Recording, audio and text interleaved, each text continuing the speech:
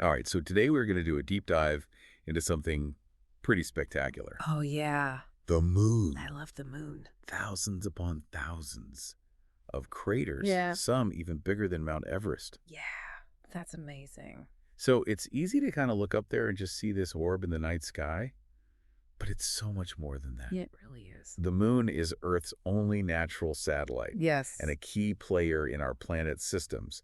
And it also holds deep cultural importance, Uh, especially in Islam. it does. So in this deep dive, we're going to explore the moon from all angles. All of them. Its scientific marvels, its significance in Islam, Yeah. and even some groundbreaking discoveries that are really kind of reshaping our understanding of this celestial neighbor. I'm excited.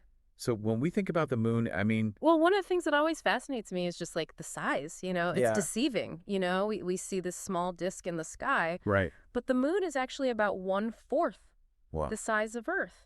that's incredible. It's It's not just a little rock floating up there. not just a simple rock. No, it's got a complex structure with a crust and a mantle Oh, wow. and a core. A core. A core with an inner solid iron core and then like a molten outer core. That's wild. Yeah, It makes you realize that there's like a whole world, absolutely. a dynamic world. Yeah.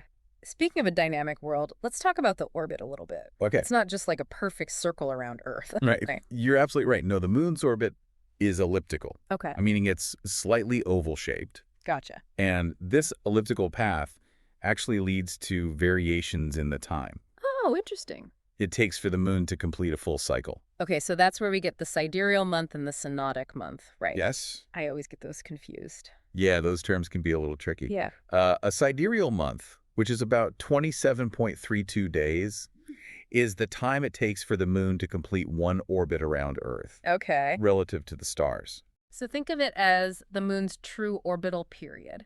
So we're just looking at the moon Yep. as it goes around us, Mhm. not in relation to anything else. Exactly, precisely. Okay. But then we have the synodic month, Oh, which is slightly longer, okay. around 29.53 days. Okay. This is what we typically associate with a lunar month, Okay. and it represents the time it takes for the moon to go from one new moon phase to the next new moon.